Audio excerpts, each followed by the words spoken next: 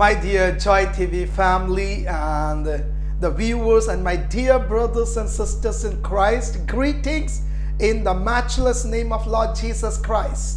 எனக்கு அன்பார்ந்த Joy TV குடும்பத்தாரே, நேயர்களே, அன்பு சகோதர சகோதரிகளே, ஈடு இணையற்ற இயேசுவின் நாமத்திலே உங்களை வாழ்த்துகிறேன். The Lord is good. கர்த்தர் நல்லவர். And all the times. எல்லா தருணங்களிலும். And I believe God is doing great miracles in your life like never before. நான் விசுவாசிக்கிறேன் கர்த்தர் உங்கள் வாழ்க்கையில அற்புதங்களையும் அடையாளங்களையும் செய்து கொண்டிருக்கிறார் என்று. As we are almost nearing to end this year 2024.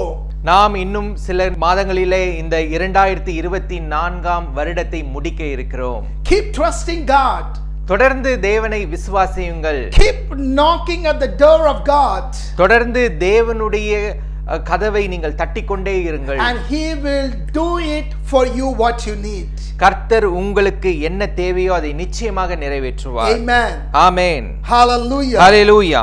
Overcoming the betrayal in ministry. ஊழியத்தில் துரோகங்களை மேற்கொள்வது. Listen very carefully. கவனமாக நீங்கள் இதை கேட்கும்படியாய் நான் கேட்கிறேன். Especially to my beloved brothers and sisters and the servants of God, those who are serving the Lord. எனக்கு அருமையான சகோதர சகோதரிகளே, ஊழியத்திலே இருக்கிற அன்பு சகோதர சகோதரிகளே, இதை நீங்கள் மிகுந்த கவனமாக இந்த செய்தியை நீங்கள் கேளுங்கள். How we can overcome the betrayal in ministry or in any other things. ஊழியத்தில் துரோகத்தை எப்படி நான் மேற்கொள்வது என்று நாம் இன்றைக்கு பார்க்க போகிறோம். And I believe none of us like to hear this word betrayal. நமக்கு யாருக்குமே பிடிக்காத ஒரு வார்த்தை தான் துரோகம் என்பது. Because we know what the message comes out of this word betrayal. துரோகம் என்ற அந்த வார்த்தையை கேட்கும் போதே நம் அனைவருக்கும் ஏதோ ஒரு வெறுப்பு வருகிறது. And I will take you through the scriptures from the word of God, and the Holy Spirit will help us to understand about this betrayal. நாம் வேதத்திலிருந்து சில காரியங்களை தியானிக்க இருக்கிறோம். பரிசுத்த ஆவியானவர் நமக்கு இந்த காரியங்களை வெளிப்படுத்துவாராக. Hallelujah. Hallelujah. Thank you Holy Spirit. நன்றி பரிசுத்த ஆவியானவரே. Oh Rebo Sheketere Bebe. I believe through this prophetic word many of you gonna receive your healing, your deliverance, and you will be able to come out of this sickness called betrayal. நான் உறுதியாக விசுவாசிக்கிறேன், இன்றைக்கு இந்த துரோகத்தினாலே பாதிக்கப்பட்டிருக்கிற அநேகர் இதிலிருந்து விடுதலையாகி தேவனை மகிமைப்படுத்த போகிறீர்கள். Psalms 55. சங்கீதம் 55வது அதிகாரம். A psalm about David. He is crying, pleading before God's help when he is being oppressed by his enemies. தாவீது இந்த சங்கீதத்திலே தேவனிடத்திலே உதவி கேட்பவராக தன்னுடைய எதிராளிகள் நிமித்தம் தான் ஒடுக்கப்படுவதை நசுக்கப்படுகிற நிலைமையில இருக்கும்போது கர்த்தருடைய உதவியை நாடுகிறவராக இருக்கிறார். Including a close friend of King David who betrayed him. தாவீதுடைய நெருங்கிய நண்பர் கூட தாவீதுக்கு மிகுந்த துரோகத்தை செய்ததை நாம் பார்க்கிறோம். And the betrayal is very very painful. துரோகம் என்பது மிகுந்த வலியை ஏற்படுத்துகிறதா இருக்கிறது. We cannot bear it. நாம் தாங்கிக் கொள்ள முடியாதது ஒன்று. We cannot hold it. நம்மால ஏற்றுக்கொள்ளவே முடியாதது ஒன்று தான் துரோகம். We cannot tolerate it. நம்மால் பொறுத்து கொள்ள இயலாது. And in such a situation King David is. இந்த நிலைமையிலே தான் தாவீது அரசன் காணப்படுகிறான். And that is why in Psalms 55 he is crying, he is putting his petition to God for a help in situation like this when his enemies are oppressing him, and when his very close friend betrayed him. இந்த 55வது அதிகாரம் சங்கீதத்திலே நாம் பார்க்கும்போது தாவீது ராஜா கர்த்தரை நோக்கி முறையிடுவதை, கர்த்தரை நோக்கி புலம்புவதை நாம் பார்க்கிறோம். தன்னுடைய எதிராளிகள், துன்பப்படுத்துகிறவர்கள் நிமித்தமாக தான் எப்படி ஒடுக்கப்படுகிறார் என்பதை, அது மாத்திரமல்ல தன்னுடைய மிகுந்த நெருங்கிய நண்பர் தனக்கு துரோகம் செய்யும் போது அதை அவரால் தாங்கிக் கொள்ள முடியாத நிலைமையில இருந்தார். In that situation, அந்த நிலைமையில, and we will be reading verse 1 and 2 and some scripture, he says, give ear to my prayer, O God. தேவனே என் சத்தத்தை கேட்டருளும். Do not hide yourself from my supplication. N விண்ணப்பத்திற்கு மறைந்திராதையும். Attend to me and hear me. எனக்கு செவி கொடுத்து உத்தரவு அருளி செய்யும். I am restless in my complaint and I am very noisy, I am very broken. He is pleading before God.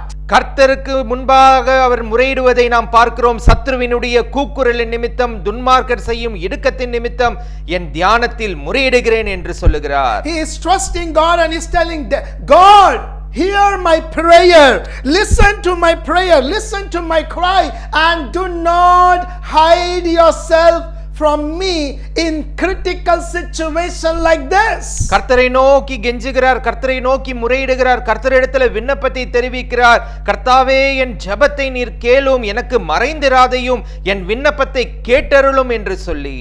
Because it is very painful. ஏனென்றால் இது மிகுந்த வலியை ஏற்படுத்துகிற ஒரு காரியமாய் இருக்கிறது. And nobody wants to go through this painful experience in our life. ஒருவராலும் இந்த வலியை தாங்கிக் கொள்ள முடியாது. இப்படிப்பட்ட நிலைமையில யாரும் ஏற்றுக்கொள்ள முடியாது. Just imagine. சற்று நீங்கள் இதை உருவகப்படுத்தி பாருங்கள். You have your very close friend with you for several years. நெடுநாளாக உங்களோடு இருந்த நண்பர், and suddenly that friend betrays you. திடீரென்று அந்த நண்பர் உங்களுக்கு ஒரு துரோகத்தை செய்யும் போது what feelings you will be going through, what experience, what situation you will be going through. என்ன மாதிரியான மனநிலைமை, என்ன மாதிரியான ஒரு தருணத்திலே நீங்கள் இருப்பீர்கள். That brings lot of anger, frustration, negative thoughts. Even you get that killing thoughts because you cannot tolerate somebody betraying you. இப்படிப்பட்ட ஒரு துரோகம் உங்கள் வாழ்க்கையிலே நீங்கள் அனுபவிக்கும் போது அதை உங்களால தாங்கிக் கொள்ள முடியாது, அதை உங்களால ஏற்றுக்கொள்ள முடியாது. இதனாலே உங்களுக்கு மிகுந்த கோபம், விரக்தி, மிகுந்த கவலை உங்களுக்கு உண்டாகும். But as we people of God, தேவனுடைய மக்களாகிய நாம், we have access to God. நமக்கு தேவன் நமக்கு உதவி செய்கிறவராய் இருக்கிறார். We have the word of God like a medicine in times like that. கர்த்தருடைய வார்த்தை நமக்கு ஒரு நல் மருந்தாக இத்தருணங்களை நமக்கு செயல்படுகிறது.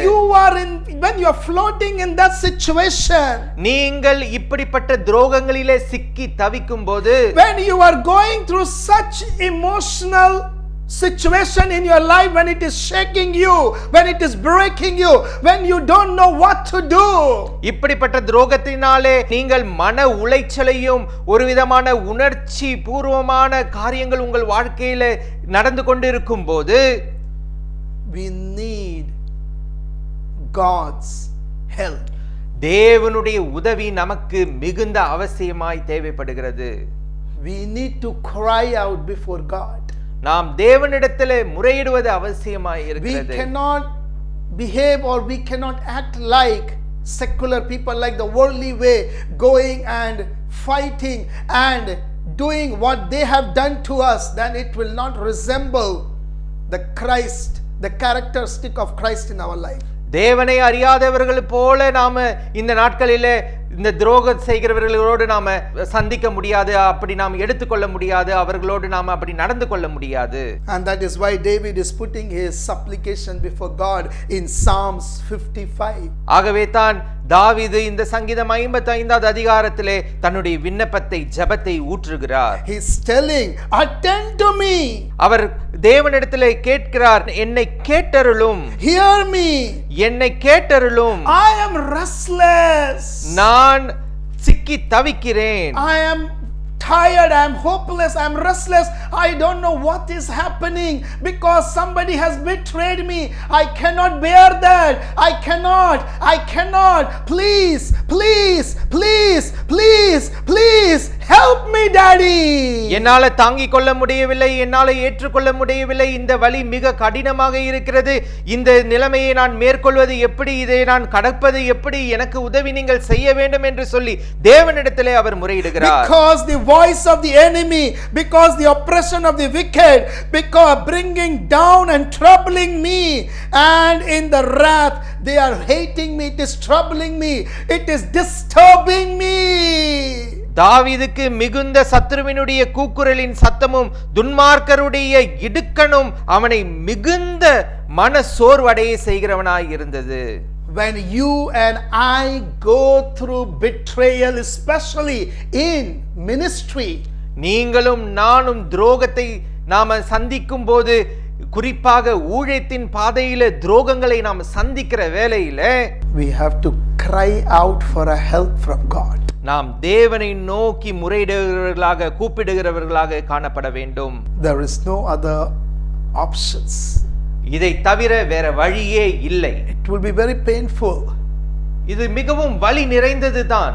When in ministry, maybe you may have your staff, maybe pastor, maybe a believer or church somewhere in ministry, suddenly you get betrayal and you feel to quit.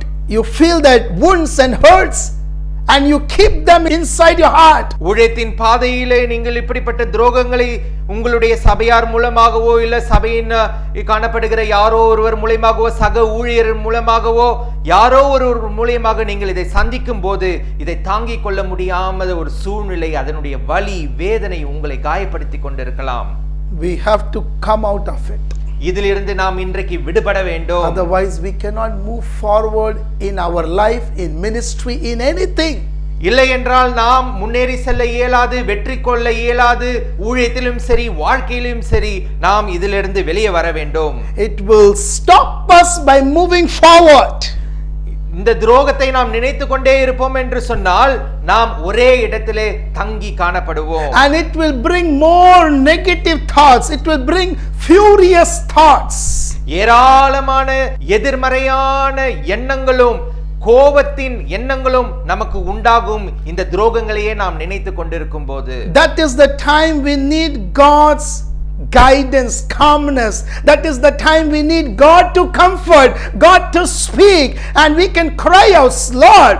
இப்படிப்பட்ட தருணத்திலே தான் நாம் தேவ உதவியை நாடுகிறவர்களாக, தேவனிடத்தில் முறையிடுகிறவர்களாக, தேவனுடைய ஆறுதலை கேட்கிறவர்களாக, தேவனிடத்தில் விண்ணப்பத்தை வைக்கிறவர்களாக இருக்க வேண்டும்.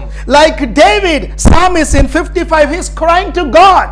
தாவீதை போல இந்த சங்கீதம் 55ல தேவனை நோக்கி நாம் கூப்பிடுகிறவர்களாக இருக்க வேண்டும். So that you will get your inner healing. நாம் தேவனிடத்தில் கேட்கும் போது நமக்கு உள்ளான சமாதானத்தை அவர் தருகிறார். You will be able to trust God more than your current situation.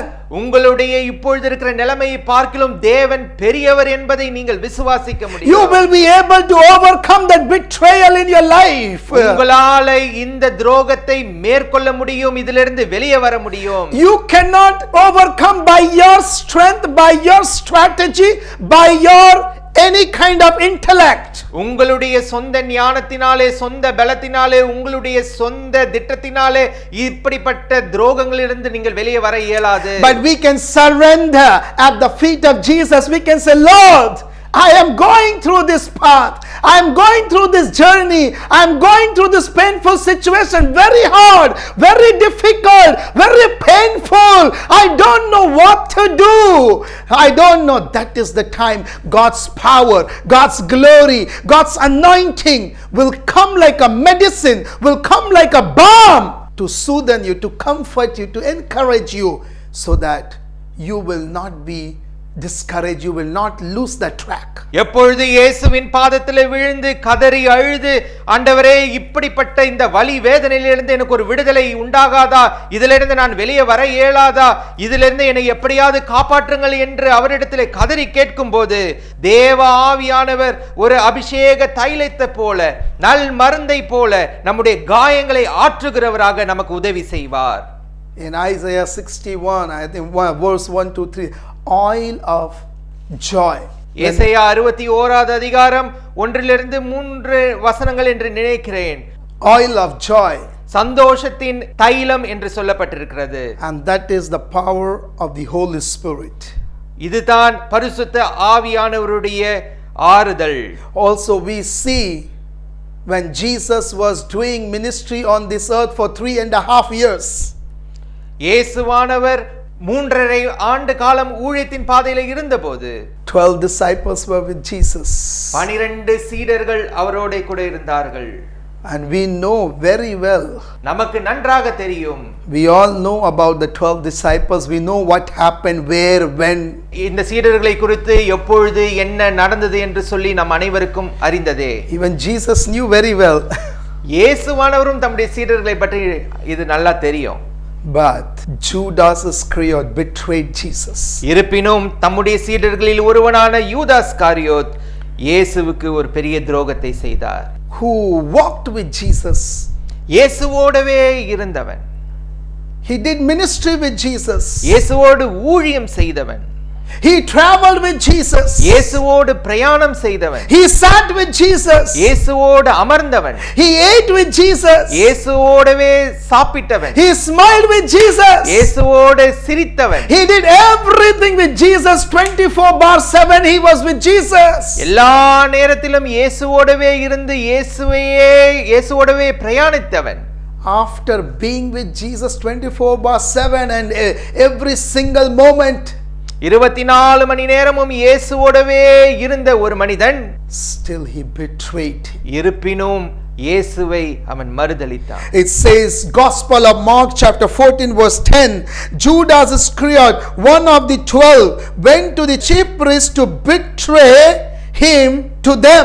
Mark 14வது அதிகாரம் 10வது வசனம் சொல்லுகிறது, அப்பொழுது 12 ஒருவனாகிய யூதாஸ் காரியத்து என்பவன் அவரை பிரதான ஆசிரியருக்கு காட்டிக் கொடுக்கும்படி அவரிடத்தில் போனான். And when they heard it, they were glad and promised to give him money. So he sought how he might conveniently betray Jesus. அவர்கள் அதை கேட்டு சந்தோஷப்பட்டு அவனுக்கு பணம் கொடுப்போம் என்று வாக்குத்தத்தம் பண்ணினார்கள். அவன் அவரை காட்டிக் கொடுப்பதற்கு தகுந்த சமயம் பார்த்து கொண்டிருந்தான். And we know for 30 pieces of silver coin he just planned and he told and he said and he betrayed Jesus. வெறும் 30 வெள்ளி காசுக்காக இயேசுவை காட்டிக் கொடுக்க அவன் முற்பட்டான். Just imagine that situation.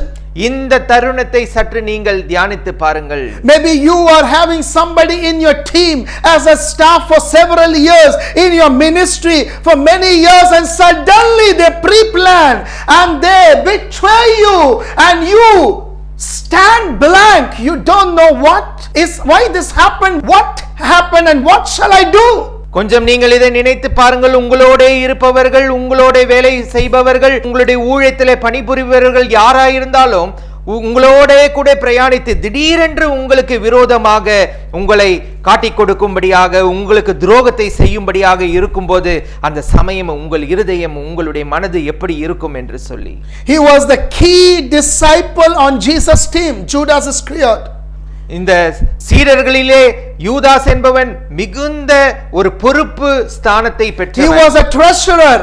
He was given even the responsibility even to be in charge of taking care of money. அவன் இயேசுவினுடைய அந்த குழுவிலே பொருளாளர் என்ற ஒரு ஸ்தானத்தை, பணத்தை நிர்வாகம் பண்ணுகிற ஒரு மனிதனாக இருந்தார். He preached, he healed, he casted out demons and everything. He saw the power of God. அவன் இயேசு செய்த எல்லா அற்புதத்தையும் பார்த்தவன். இயேசுவினுடைய பிரசங்கத்தை, இயேசுவினுடைய அற்புதத்தை, இயேசு பிசாசுகளை ஓட்டுவதை, எல்லா நோய்களையும் குணமாக்குகிறதையும் பார்த்தவன். Despite of everything, எல்லாவற்றையும் காட்டிலும் he betrayed. அவன் துரோகம் செய்தான். Peter denied Jesus. பேதுரு இயேசுவை மறுதலித்தார். But there is difference between Judas Iscariot and Peter.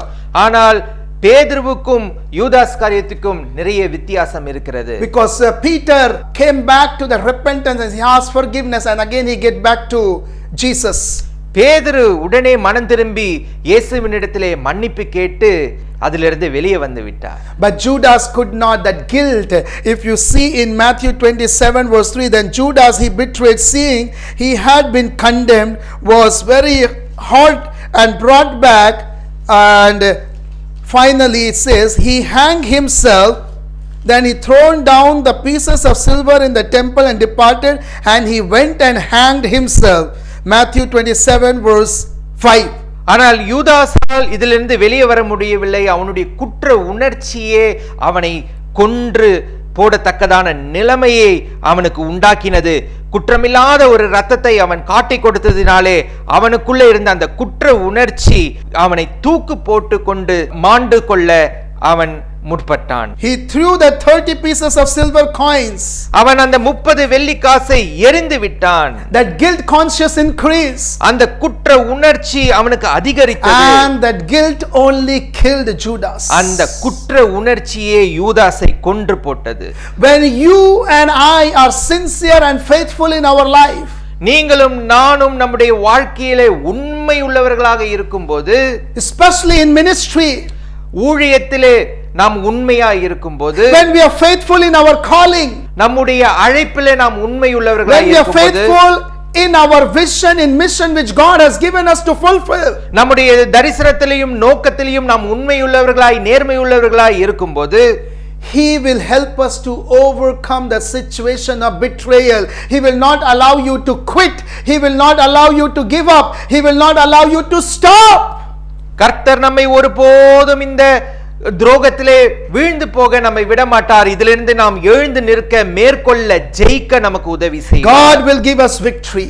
கர்த்தர் நமக்கு வெற்றியை தருகிறவர். He himself will come and comfort you. அவரே வந்து நமக்கு உதவி செய்வார், He ஆறுதல் will செய்வார். tell my son, அவர் சொல்லுவார், என் மகனே, my daughter, என் மகளே, I know your pain. உன்னுடைய வலி என்னதென்று எனக்கு தெரியும். Maybe your own person, your own family may not understand your pain, but I can understand your pain, what you are going through. உன்னுடைய சொந்த குடும்பம், உன்னுடைய சொந்தக்காரர்கள், உன்னுடைய நெருக்கமானவர்கள் ஒருவேளை அந்த வலியை அவர்கள் தெரியாமல் இருக்கலாம், ஆனால் கர்த்தராகிய எனக்கு அந்த வலி என்னதென்று தெரியும் என்பார். And in Psalms 55 verse 4 it says, my heart is severely pained within me, and the terrors of death have fallen upon me. சங்கீதம் 55 4வது வசனம் சொல்லுகிறது, என் இருதயம் எனக்குள் வியாகுலப்படுகிறது, மரண திகில் என் மேல் விழுந்தது. Death is tormenting me. மரண திகில் என்னை பயப்படுகிறது. Pain is increasing, severe, massive pain, massive, because that is how this betrayal brings a great damage. வலி, தாங்க முடியாத வலி, துரோகத்தினால் ஏற்படுகிற வலி என்னால தாங்கிக் கொள்ள இயலாத நிலைமையிலே நம்மை கொண்டு செல்கிறது. In such situation, God only can bring a solution and He can help us. இந்த வலி வேதனை போன்ற தருணங்களிலே கர்த்தர் ஒருவர் மாத்திரமே நமக்கு உதவி செய்ய முடியும். We need to learn 3 things to overcome this betrayal and not to go away from God. துரோகத்தை மேற்கொள்வதற்கு, வெற்றி காண்பதற்கு 3 காரியங்களை நாம் கற்றுக்கொள்ள வேண்டும். அது நம்மை தேவனிடத்திலிருந்து நம்மை விலக்க செல்லாது. Which is not so easy, but we have to do it. இது கடினமான காரியம் தான், ஆனால் தேவன் நமக்கு உதவி செய்வார். Forgiving that person. அந்த துரோகம் செய்த மனிதனை நாம் மன்னிக்க வேண்டும். That bitterness, that anger, you should let it go. You should not hold it, should release it. Let it go. Let God take care of it. Let God bring justice. Let God do it for me. கசப்பையும் வெறுப்பையும் நாம் எடுத்து போட வேண்டும். அதை நாம் இடத்திலிருந்து வெளியே விட்டுவிட வேண்டும். என்னிடத்திலிருந்து இது போகட்டும் என்று சொல்லி விட்டுவிட வேண்டும். And you should start serving God. மறுபடியுமாக தேவனிடமாக நாம் திரும்பி தேவனுக்கு பணி செய்ய வேண்டும். When we do these things, இந்த காரியங்களை நாம் செய்யும்போது, I tell you as a man of God, தேவனுடைய மனிதனாக நான் இன்றைக்கு உங்களுக்கு சொல்லுகிறேன், justice will knock at our door and come to us. நீதி உங்கள் கதவை தட்டும், உங்களுக்கு உள்ளாக பிரவேசிக்கும். Victory will come to us. வெற்றி உங்கள் பக்கமாக வரும். The right judgment will come to us. சரியான நீதி நடக்கும். Solution will come to us. முடிவு ஒன்று உண்டாகும். I have gone through this phase in my own life. என்னுடைய சொந்த வாழ்க்கையில இப்படிப்பட்ட காரியங்களை நான் கடந்து வந்திருக்கிறேன். And with that experience I am telling you, it is not easy at all. அந்த அனுபவத்திலே சொல்லுகிறேன், இது ஒரு லேசான காரியம் அல்ல. It is not easy at all. இது லேசான காரியம் அல்ல. Betrayal is very painful. துரோகம் மிகுந்த வலி கொடுக்கக்கூடியதா It இருக்கிறது. brings bitterness, it brings anger, it brings unforgiveness toward that person. மன்னிக்க கூடாதபடி கசப்பு, வெறுப்பு, கோபத்தை உண்டாக்கக்கூடியதா இருக்கிறது. And also because of these symptoms, negative chemicals start releasing and it affects our health. Finally we start losing health. இந்த காரியத்தினாலே நம்முடைய உடலிலே மாறுபாடான காரியங்கள் நடக்கிறது. நம்முடைய மனதளவிலே நாம் பாதிக்கப்படுகிறோம். Join with me, இன்றைக்கு என்னோடு இணையுங்கள்.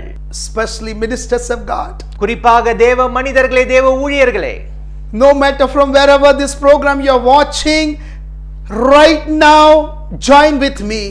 நீங்கள் எந்த இடத்திலிருந்து வேண்டுமானால் இந்த நிகழ்ச்சியை நீங்கள் பார்த்து கொண்டிருக்கலாம். இப்பொழுது என்னோடு நீங்கள் இணையுங்கள்.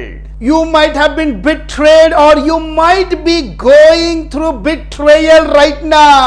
நீங்கள் இப்படிப்பட்ட துரோகத்தை உங்கள் வாழ்க்கையிலே அனுபவித்திருக்கலாம், அனுபவித்துக் கொண்டிருக்கலாம். Maybe you never thought, but that person deceived you, he cheated you. நீங்கள் நினைத்து பார்க்காத மனிதர் கூட உங்களுக்கு ஒரு துரோகத்தை, ஒரு ஏமாற்றத்தை உங்களுக்கு உண்டாக்கி You trusted so much. நீங்கள் மிகுந்த நம்பிக்கையை And வைத்தீர்கள். now your heart becomes hardened. உங்களுடைய இருதயம் இதை தாங்கிக் கொள்ள முடியாமல் இன்றைக்கு ஒரு பெரிய கடினமானதாக Now that மாறிவிட்டது. wound and that hurt and that pain is deep inside your heart and you are not able to come out of it. But the Lord says right now, right now, right now, right now, right now, right now, right now, I am gonna help you to overcome this betrayal. இந்த துரோகத்தின் காயமானது மிகுந்த ஆழமாய் இருக்கிறபடினாலே இதை மேற்கொள்ள முடியாமல், இது ஆறாத காயமாக, இது எனக்குள்ள மிகுந்த வலிகளையும் வேதனையும் கசப்பையும் உண்டாக்கி கொண்டே இருக்கிறது. இதிலிருந்து என்னால வரவே முடியவில்லை. Even you might have cried, "Ayo, I don't want this ministry. I don't want to go. I don't want to do," because of that betrayal, that pain. You have that rights, no doubt, but the Lord is going to restore you. God is going to bring healing and deliverance and He's going to change your situation. இந்த துரோகமானது ஊழியத்தில கூட பலரை இன்றைக்கு வெளியே வரக்கூடாதபடிக்கு இந்த துரோகத்தின் வலி அவர்களுக்கு மிகுதியாய் இருக்கிறது. ஆனால் இன்றைக்கு கர்த்தர் உங்கள் அனைவரையும் அவர் குணமாக்க விரும்புகிறார். இதிலிருந்து வெளியே கொண்டு வர விரும்புகிறார். உங்களை கட்டுவிக்க அவர் ஆவலாய் இருக்கிறார். Like David, psalmist in 55, his own close, very close friend betrayed him, enemies, and he is crying to God. He is crying to God, "Help me, listen to my prayer, listen to my supplication." He knew that is the best way to approach God at the right time. தாவீது இதைத்தான் சங்கீதம் 55 கதறுகிறார். என்னுடைய சத்துருக்கள், எனக்கு சொந்தமான ஒரு தோழன் எனக்கு செய்த துரோகத்தை என்னால நான் ஏற்றுக்கொள்ள முடியாதபடிக்கு என்னுடைய ஜெபத்தை கேளும், என்னுடைய விண்ணப்பத்தை கேளும் என்று கதறுவதை நாம் பார்க்கிறோம். Let us forgive them. நாம் இன்றைக்கு அவர்களை மன்னிப்போம். Let it go. Let us release it. நம்மிடத்திலிருந்து இன்றைக்கு அதை எடுத்து போடுவோம். When you do that, இதை நீங்கள் செய்யும் போது right now you will see the miracle working of hand will come in your life. இப்பொழுது கர்த்தருடைய அற்புதத்தின் கரம் உங்கள் மேல வந்து இறங்குவதை நீங்கள் Right அனுபவிப்பீர்கள். now you will see the glory of God will be revealed over your life. கர்த்தருடைய மகிமை உங்கள் வாழ்க்கையில செயல்படுவதை நீங்கள் பார்ப்பீர்கள். Right now you will see your wounds and hurts will start breaking and you will feel. Right now you will see that inner healing is taking place. உங்களுடைய ஆறாத காயம், அந்த வடு இந்த வேளையில அதை எடுத்து ஆற பண்ணுவதை நீங்கள் பார்ப்பீர்கள். கர்த்தருடைய மகிமை இறங்குவதை Because காண்பீர்கள். God has great plans and purpose in your life. உங்கள் நிமித்தமாக கர்த்தர் பெரிய ஒரு திட்டத்தை வைத்திருக்கிறார். God's name to be glorified through the ministry which He has given to you. ஆண்டவருடைய நாமம் உங்கள் மூலமாக உங்களுடைய ஊழியத்தின் மூலமாக வெளிப்பட போகிறது. So that you will continue that ministry, you will run race, you will finish that race, and God will say, well done my servant, well done. உங்களுக்கு ஒப்புவிக்கப்பட்ட ஊழியத்தை கர்த்தர் நிறைவேற்ற உதவி செய்வார். உங்களுடைய ஊழியத்தின் பாதையை நீங்கள் தொடருவீர்கள். உங்களுடைய ஊழியத்தினுடைய எல்லையை நீங்கள் அடைவீர்கள். ஒரு நாளிலே கர்த்தர் உங்களை பார்த்து உண்மையும் உத்தமுள்ள ஊழியனை என்று அழைப்பதை நீங்கள் பார்ப்பீர்கள். Daddy, right now minister to the people who are doing your ministry. They may be watching this program from India or any other country, from any part of the globe. கர்த்தாவே, அப்பா, இன்றைக்கு இந்த வேளையில இந்த நிகழ்ச்சியை பார்த்து கொண்டிருக்கிற உம்முடைய மக்களுக்கு, உம்முடைய ஊழியக்காரர்களுக்கு help them, உதவி செய்வீராக, so that they will look unto you, ஆகவே அவர்கள் உம்மை நோக்கி பார்ப்பார்கள், and they will be able to overcome this betrayal. இந்த துரோகத்திலிருந்து அவர்கள் வெளியேற நீர் உதவி செய்வீராக. Thank you for this prophetic message. இந்த தீர்க்க தரிசனத்தின் செய்திக்காக உமக்கு நன்றி. Thank you for this revelation. இந்த வெளிப்பாட்டிற்காக உமக்கு நன்றி செலுத்துகிறோம். I give you all the glory and the honor. எல்லா துதி கன மகிமை In Jesus' most precious name I pray. இயேசுவின் விலையேற பெற்ற நாமத்தினாலே ஜெபிக்கிறோம். Amen. ஆமென். Amen. ஆமென். உங்களது ஜெப தேவைகளுக்காக 9342323393 என்ற எண்ணை தொடர்பு கொள்ளலாம். தேவன் தாமே உங்களை ஆசீர்வதிப்பாராக. நீங்கள் காணிக்கை கொடுத்து இவ்வூழியத்தை தாங்க விரும்பினால் கீழ்காணும் வங்கி விவரங்களை தெரிந்து பயன்படுத்திக் கொள்ளலாம். தேவன் தாமே உங்களை ஆசீர்வதிப்பாராக.